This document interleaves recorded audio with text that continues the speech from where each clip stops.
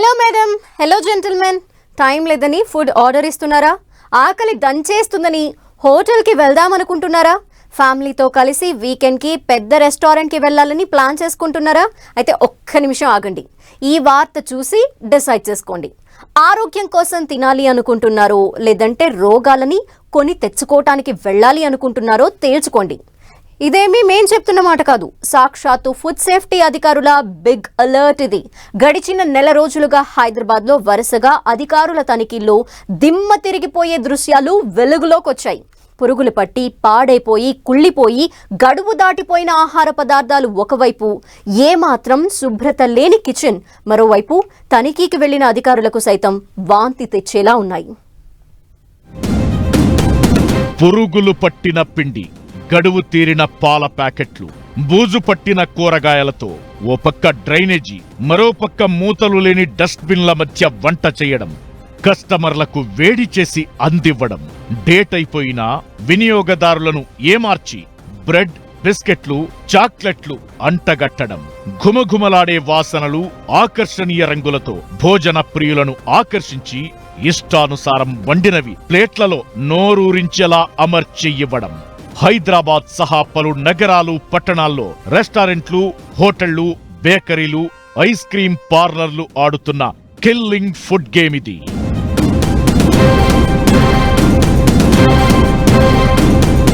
మన ఆకలి, రకరకాల పదార్థాలు తినాలన్న కోరిక వారికి వ్యాపారం. ఇందులో తప్పులేదు. ఆకలి తీర్చి అన్నం పెట్టి డబ్బులు సంపాదించుకోవడం నేరం కాదు. కాని వారు చేస్తోంది సాధారణ వ్యాపారం కాదు, అక్రమం, అనైతికం. చెప్పాలంటే ప్రజల ప్రాణాలతో చలగాటమాడటం. నోరూరించే రుచులంటూ మనం ఆకర్షితులయ్యేలా చేసి ఇష్టమొచ్చిన పదార్థాలను వడ్డించి మనల్ని నేరుగా ఆస్పత్రుల బెడ్ పైకి చేరుస్తున్నారు. రోగాలతో సాధారణ ప్రజలు అల్లాడిపోయేలా చేస్తున్నారు. షడ్రుచులను కడుపు నిండా తిన్నామని మనం అనుకుంటున్నాం. నిజానికి మనమంతా తింటోంది కాలకూట విషం. నమ్మలేకపోయినా ఇది నిజం. ఫుట్పాత్ మీద టిఫిన్ సెంటర్ నడిపేవాళ్ల దుర్మార్గం కాదిది.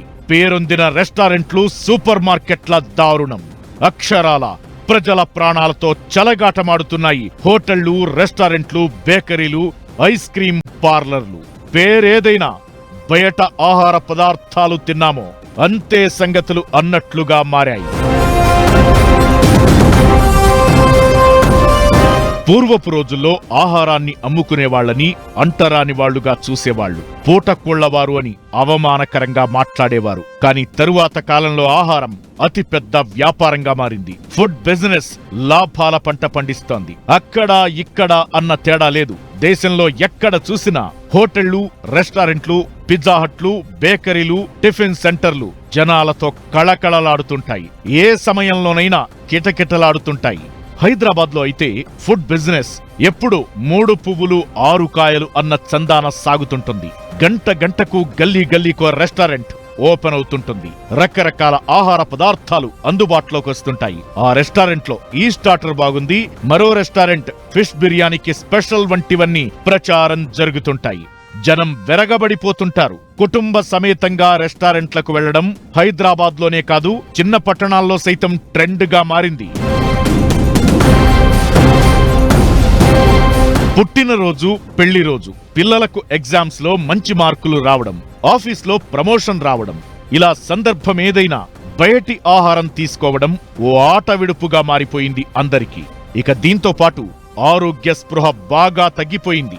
సమయం లేకపోవడం, ఆఫీసు పనులతో ఆడవాళ్లు అలసిపోవడం, ఇంటి బాధ్యతలు పురుషులు పంచుకునే పరిస్థితులు కొన్ని ఇళ్లల్లో లేకపోవడం, ఇంటి ఆహారం రుచిగా లేదన్న అభ్యంతరాలు, రెస్టారెంట్ల తరహాలో రకరకాల ఫ్లేవర్లతో ఇంట్లో వంట చేయడం కుదరకపోవడం, ఇలా రకరకాల కారణాలతో బయటి ఆహారం తీసుకునే వారి సంఖ్య ఇటీవలి కాలంలో ఊహించనంతలా పెరిగిపోయింది. ఒకప్పుడు ఇంటి వంట తినడం ఎంత సాధారణమో ఇప్పుడు బయట ఫుడ్ తీసుకోవడం అంత సహజమైపోయింది. నిజానికి పరిశుభ్రమైన వాతావరణంలో తాజా పదార్థాలతో, కల్తీ లేని నూనెలతో తయారయ్యే వంటలు ఎక్కడ తిన్నా ఎలాంటి నష్టం ఉండదు.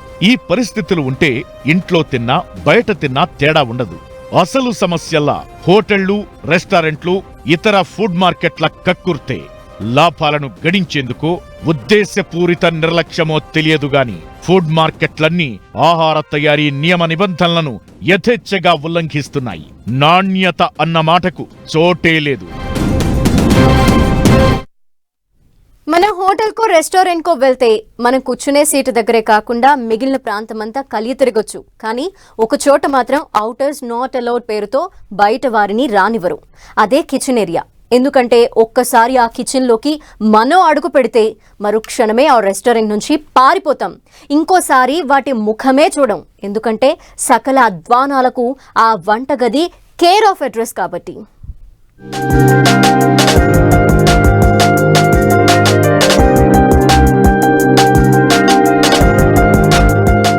బయటి ఆహారం ఇంట్లో తయారైనంత శుభ్రంగా ఉండదని, అంత నాణ్యత ఉండదని మనందరికీ తెలుసు. బయట ఆహారం తినడం ఆరోగ్యానికి చేటని చెప్పుకుంటూనే ఉంటాం. ఏ నూనెల్లో పడితే ఆ నూనెల్లో వండుతారు, ఎలా పడితే అలా తయారు చేస్తారని పిచ్చాపాటి కబుర్లలో మాట్లాడుకుంటూనే ఉంటాం. అయితే ఎన్ని తెలిసినప్పటికీ మళ్లీ హోటల్ ఫుడ్ అంటే మనసు పడుతూనే ఉంటాం. ఇటీవల ఆహార భద్రతా అధికారుల తనిఖీల్లో బయటపడ్డ విషయాలు చూస్తే మాత్రం షాక్ అవుతారు. ఇలాంటి ఆహారమా మనం తినేది అని ఒళ్ళు జల్లు మనక మానదు. వాటర్ బాటిల్స్ కు లేబుళ్లుండవు. చీజ్, శాండ్విచ్, బ్రెడ్ వంటివి ఎప్పుడు తయారు చేశారో తెలియదు. మనం రాత్రి వేళ సెగలు పొగలు కక్కుతున్నట్టుగా తినే బిర్యానీ అంతకు ఓ గంట ముందు కాదు కదా, ఆ రోజు ఉదయం వండారన్న గ్యారంటీ లేదు. 2-3 రోజుల క్రితం వండిన బిర్యానీని కూడా వేడి చేసి వేడివేడిగా వడ్డిస్తున్న బిల్డప్ ఇస్తున్నాయి రెస్టారెంట్లు, హోటళ్లు. ఆ కాలకూట విషాన్నే మనం లొట్టలేసుకుని తింటూ ఆహా ఓహో అనేస్తున్నాం.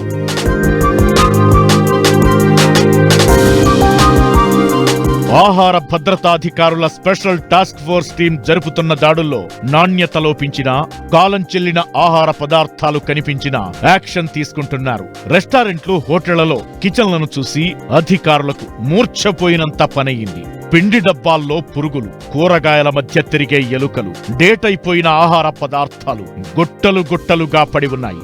ఈ విషయాలు తెలిసిన తరువాత అదర్స్ నాట్ అలౌడ్ అని కిచెన్ ముందు బోర్డులు ఎందుకు పెడతారో సామాన్య ప్రజలకు అర్థమవుతోంది. ఆ వంట తయారీ విధానం ఒక్కసారి చూశామంటే ఇక జన్మలో మనం రెస్టారెంట్ల జోలికి పోవేమో అన్నంత అపరిశుభ్ర పరిస్థితులు అధికారుల దాడుల్లో కనిపించాయి.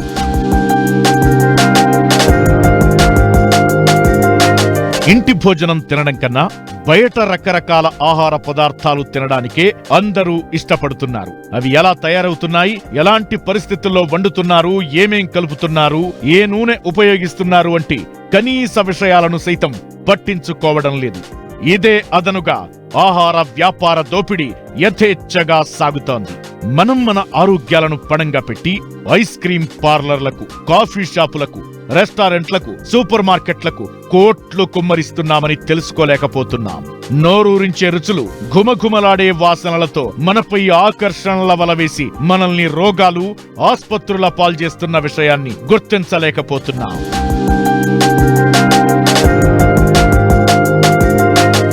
టిప్ టాప్ గా రెడీ అయ్యి రెస్టారెంట్లు, హోటళ్లకు వెళ్లే మనం ఆరోగ్యకరమైన వంటలు తినడం లేదు.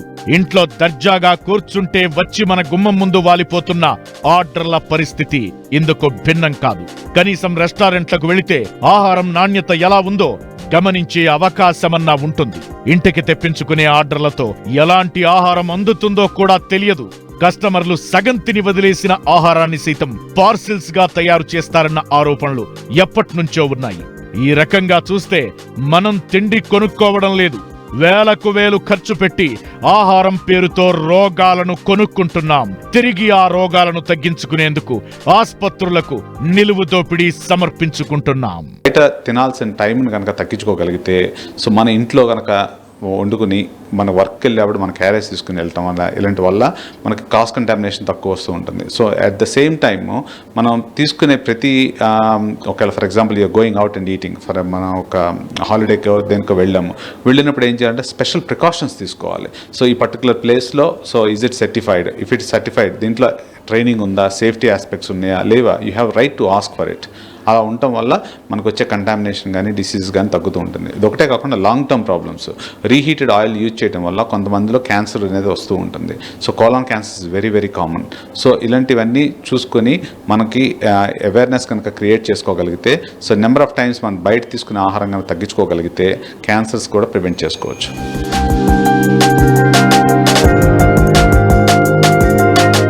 నిజానికి ఏ చిన్న అనారోగ్యంతో ఆస్పత్రికి వెళ్లినా డాక్టర్లిచ్చే మొదటి సలహా బయటి ఆహారం తీసుకోవద్దని. కానీ మనం మాత్రం ఆ విషయాన్ని చెవికెక్కించుకోం.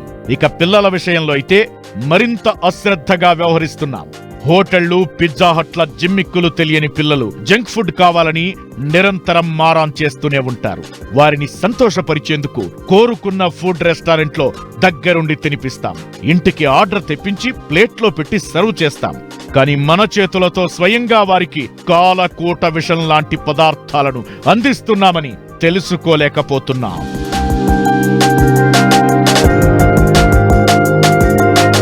ఈ విషయాలన్నీ తెలుసుకున్న తరువాతైనా ప్రజలు మేలుకోవాలని ఫుడ్ సేఫ్టీ అధికారులు, వైద్యులు కోరుతున్నారు.